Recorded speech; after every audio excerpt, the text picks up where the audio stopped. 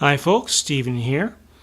So we're going to be talking about the Snivy Community Day for Pokemon Go that was today. Just fair warning, before that we have to get through a little bit of some tough news that happened earlier this week. I'm going to start my presentation and we'll go through all of that.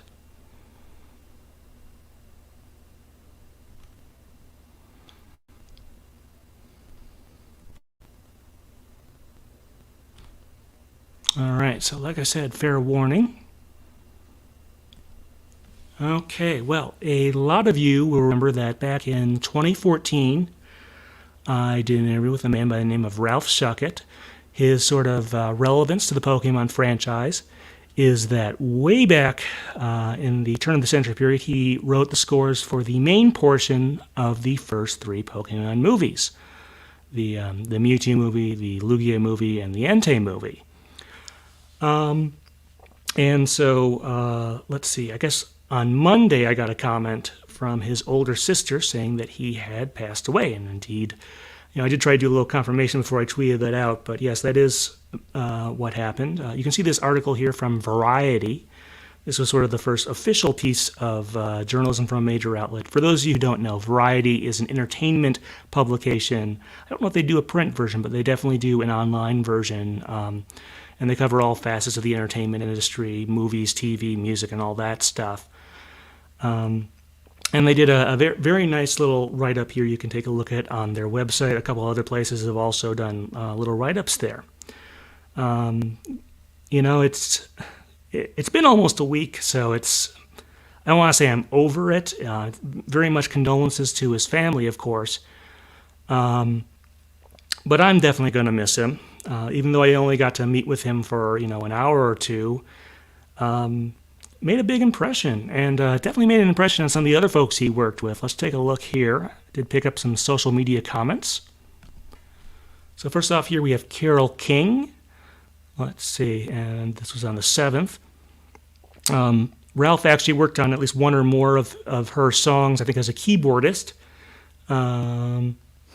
Smackwater Jack. It's a lovely song name, too. So that's one thing there. And of course, as some of you may remember, he was in a band called Utopia that was led by Todd Rundgren. And here we have Kevin D. Grusing, who listed off some. Ralph had such a varied career. It's kind of amazing, the variety of stuff. He was very talented and stuff. That's one of the reasons I think we're going to miss him so much.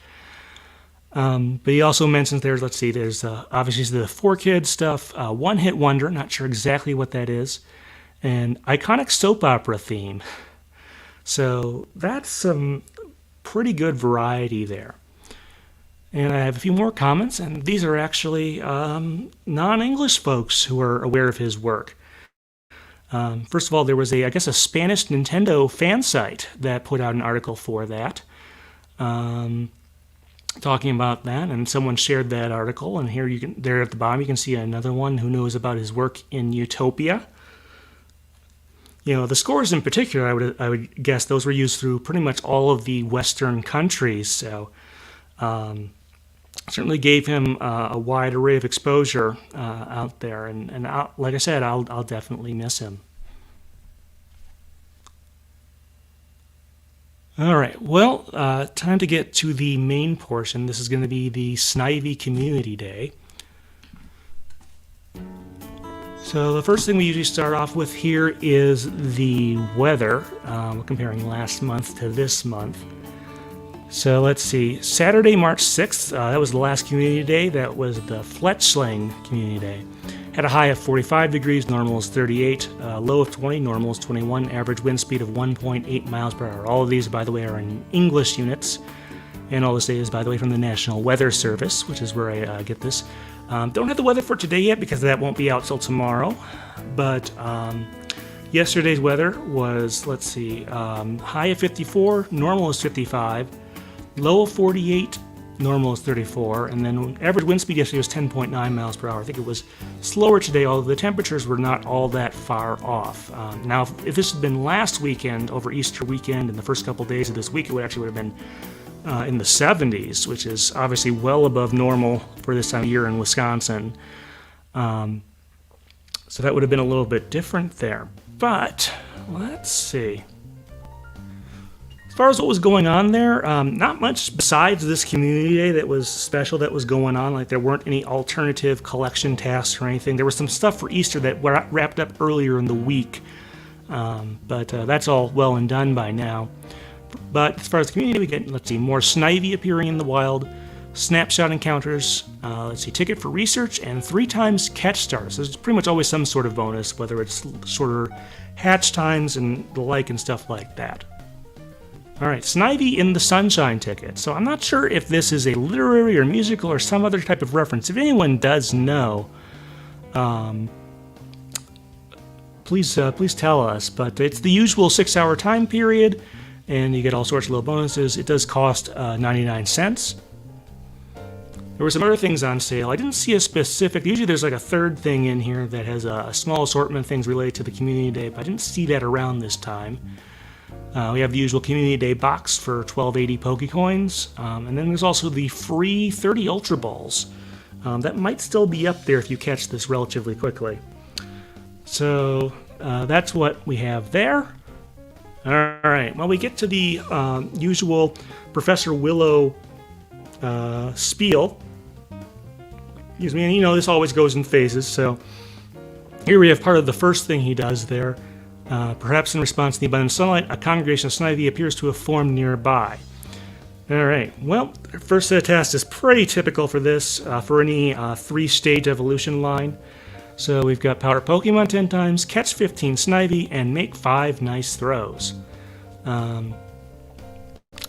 Not too much to say there, but here's the part where we usually talk about the regular and shiny versions of the Pokemon. Unfortunately, I did catch quite a few Snivy, and certainly enough to complete all the tasks and then some, but didn't get any shinies today. That does occasionally happen, but it's pretty rare, and this time it did sort of bite me there. I don't know if the ratio is any different than other community days, but in this case, this is what happened. But just to sort of, I did look up what Snivy looks like when it's shiny, and basically the whole line, some of the yellow elements will be closer to red, or orange, and I think the greens might be a little bit darker, although that just might just be by comparison. It's certainly a little more noticeable than, say, some of the stuff we had last month with Fletchling and its evolution line, where the differences were extraordinarily subtle. This time, if I had the other screenshot, you'd definitely be able to tell the difference. Now, on the stats end, I actually did pretty well. This was the best Snivy I got all day, and you can see it's got full attack and HP stats, and then almost full defense stats, so very good there. It's only missing like 1 or 2 in defense, so very nice there. And I got another number of other ones that were 3-star. Some of them I decided to just transfer because they were 3-star, but I had enough of those that more than I would ever need. Alright, second set of tasks, so let's see. Photosynthesized by bathing their tails in sunlight. We'll be coming back to that both in the little story here and also at the very end. So let's see here. We got, again, catch 15 Snivy, transfer some Pokemon, and evolve 3 Snivy into Servine. So, as you can see, we went right to the next step. In the between, I did evolve, that really good Snivy and a couple others into Servine, but not much else. Unfortunately, unlike last month, I didn't catch any legendary Pokemon on the way there or anything like that. In fact, I missed a raid request that someone put out there, unfortunately. I think while I was evolving my Snivy into Servine, which kind of stinks. I wish there was a better notification system or I just had really rotten timing.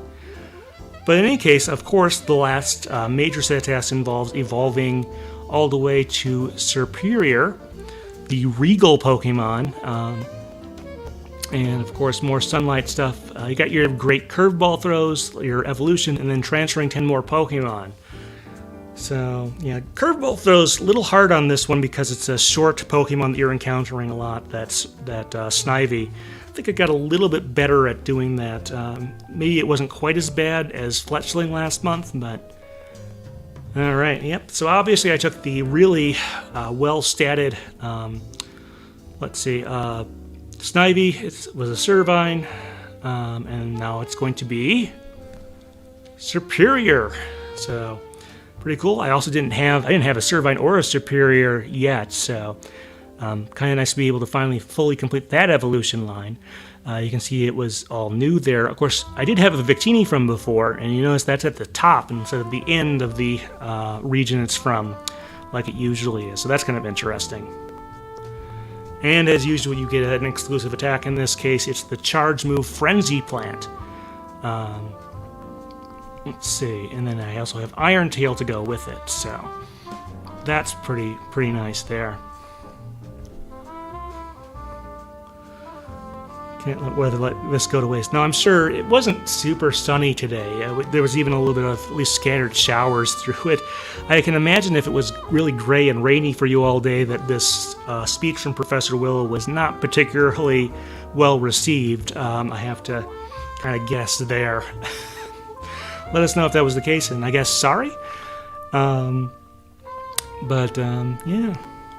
All right. Well, to be honest, the story from Professor Willow seemed kind of dull. I'm not sure all the reason it is. To be honest, I also had trouble coming up with some catchy writing for Snivy for the caption of this, or for the description of this video live stream.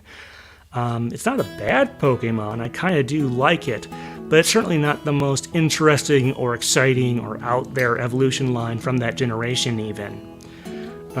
So I figured they could probably have done a little bit better than that, but I can't give them a specific writing idea to do that. Now, one thing I would mention is that the tasks, they're very much the same as always. I really wish they would experiment a bit, like with not necessarily a sunlight specifically based task, but a light based task. You know, it does have generally access to the camera already, so if you could have a task where it has to get a certain number of, photons or whatever in the thing there, that would certainly have been nice to do something like that. I've been suggesting stuff like that. I think I suggested it for some of the fire Pokemon as well.